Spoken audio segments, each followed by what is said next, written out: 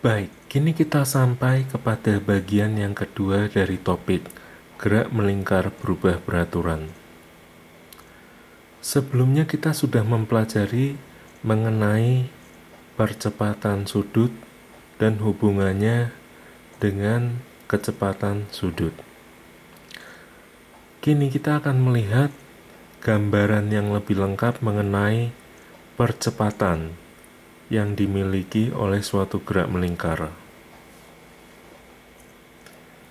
Dalam topik gerak melingkar beraturan, kita sudah belajar bahwa pada benda yang bergerak melingkar beraturan, benda memiliki percepatan sentripetal, yakni percepatan yang bertanggung jawab untuk mengubah arah gerak atau arah kecepatan dari benda. Nah, pada gerak melingkar yang berubah beraturan, kita tentu juga memiliki percepatan sentripetal ini, yang juga untuk mengubah arah dari kecepatan. Lalu, pada waktu kemarin kita mempelajari juga bahwa benda yang bergerak melingkar berubah beraturan memiliki percepatan sudut alfa, di mana alfa ini akan mengubah nilai dari kecepatan sudut omega, yang pada akhirnya tentu akan mengubah nilai dari kecepatan linier V. Namun, alfa atau percepatan sudut memiliki satuan radian per detik kuadrat, sementara percepatan sentripetal memiliki satuan meter per detik kuadrat.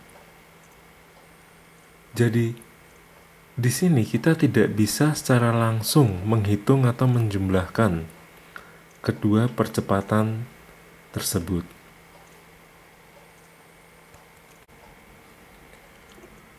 Sekarang kita lihat kembali bagaimana antara kecepatan dan percepatan pada suatu gerak melingkar.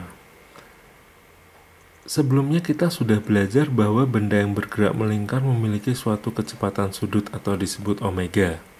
Lalu, benda ini juga memiliki kecepatan linier V, di mana nilai dari kecepatan linier V sama dengan kecepatan sudut omega dikali dengan R atau jari-jari lingkaran.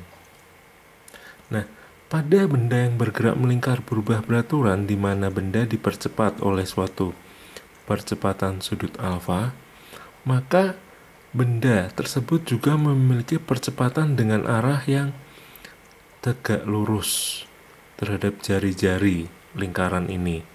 Percepatan tersebut kita namakan percepatan tangensial AT, di mana besar dari percepatan tangensial ini adalah percepatan sudut alfa kita kalikan dengan jari-jari. Nah, di sini kalian bisa melihat suatu kemiripan antara nilai kecepatan V pada suatu gerak melingkar dengan percepatan tangensial, yang mana mereka arahnya sama, yakni tegak lurus terhadap jari-jari dari lingkaran tersebut. Kemudian, kalau kita melihat satuannya, maka di sini kita lihat bahwa percepatan sudut alfa memiliki satuan radian per detik kuadrat, lalu dikalikan dengan satuan jari-jari yakni meter. Maka percepatan tangensial ini akan memiliki satuan yakni meter per detik kuadrat. Satuan yang sama yang juga dimiliki oleh percepatan sentripetal.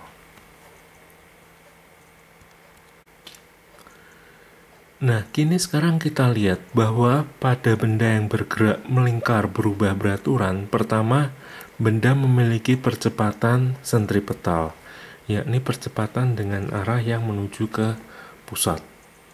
Lalu yang kedua, benda juga memiliki percepatan tangensial, yakni percepatan yang berarah tegak lurus terhadap jari-jari lingkaran itu. Kedua percepatan ini memiliki satuan yang sama, yakni meter per detik kuadrat, sehingga kita nantinya dapat menghitung total dari kedua percepatan tersebut. Nah, apabila kita menggunakan metode poligon, di mana di sini kita dapat menggambar percepatan sentripetal, lalu ini adalah percepatan total. Nah, di sini kita lihat bahwa sudut antara percepatan tangensial dan percepatan sentripetal 90 derajat, maka kita dapat menghitung menggunakan Pythagoras, yakni bahwa nilai dari percepatan total yakni akar dari percepatan sentripetal kuadrat ditambah percepatan tangensial kuadrat.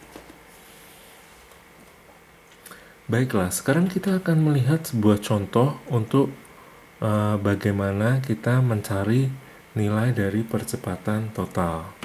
Jadi, misalkan di sini kita punya suatu benda yang bergerak melingkar berubah beraturan, di mana kecepatan sudut awal atau omega 0 misalkan 10 radian per detik. Lalu benda tersebut mendapat suatu percepatan sudut alfa. Misalkan di sini nilainya adalah 5 radian per detik kuadrat. Nah, kepada kita diminta mencari percepatan total pada saat detik kedua misalkan. Baik, untuk menghitung percepatan total pada suatu detik, maka yang harus kita pikirkan terlebih dahulu di sini adalah nilai-nilai dari percepatan sentripetal dan percepatan total.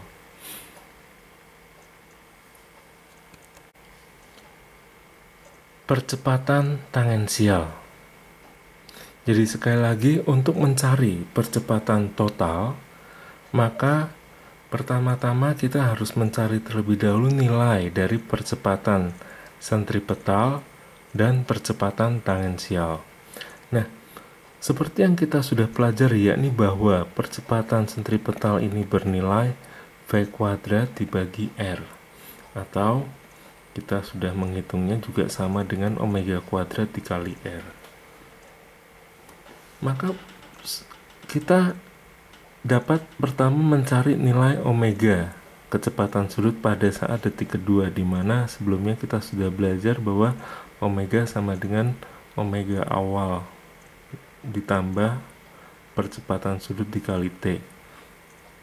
Lalu kita lihat di sini nilainya 10 ditambah 5 kali 2. Kita dapati sebesar 20 radian per detik.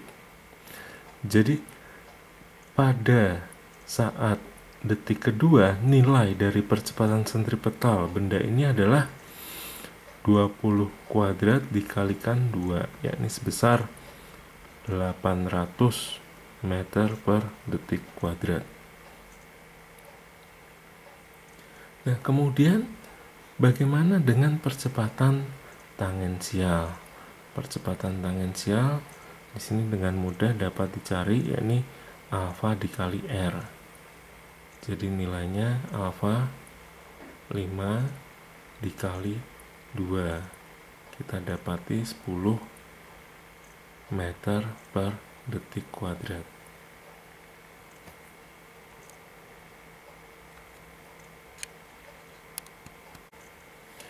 Nah, setelah kita mendapatkan nilai-nilai dari percepatan sentripetal dan juga percepatan tangensial, mari kita sekarang hitung nilai dari percepatan totalnya, yakni akar 800 kuadrat ditambah 10 kuadrat. Dan kita akan dapati yakni nilainya sebesar 800,06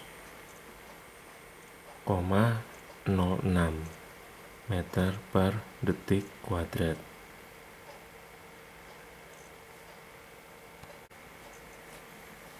Baiklah, berikutnya mari kita hitung percepatan masih dengan soal yang sama, namun pada detik keempat. Pada detik keempat di sini, oke.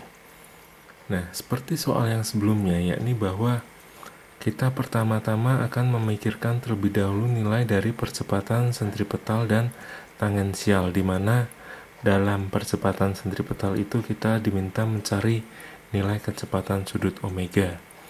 Baik, mari kita akan cari kecepatan sudut omega pada detik keempat. Jadi, nilai kecepatan sudut mula-mula omega 0 tadi 10 ditambah 5 kali 4. Di sini kita dapati nilainya 30 radian per detik. Lalu nilai percepatan sentripetalnya yakni 30 kuadrat dikali 2 atau 1800 meter per detik kuadrat.